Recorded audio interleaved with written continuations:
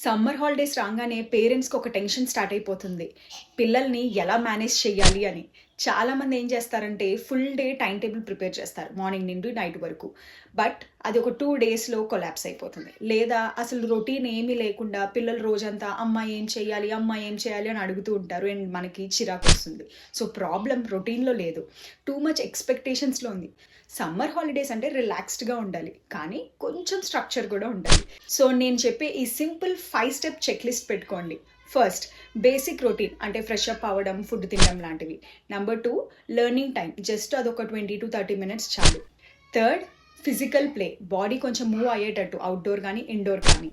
Fourth creative or free play drawing అవ్వచ్చు, stories అవ్వచ్చు, imagination let them create something. And fifth screen time కానీ with proper limits like morning ఒక 30 minutes, evening 30 minutes అట్లా.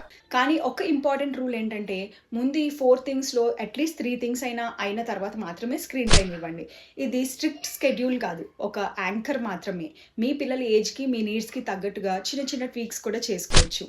So, ఇది వాళ్ళకి చాలా సింపుల్‌గా ఉంటుంది. ఓన్లీ 5 థింగ్స్ చేయమంటున్నాం. మిగతాదంతా వాళ్ళిష్టం. పర్ఫెక్ట్ రొటీన్స్ కాదు మనకు కావాల్సింది. పీస్‌ఫుల్ హోమ్ అనేది ఇంపార్టెంట్.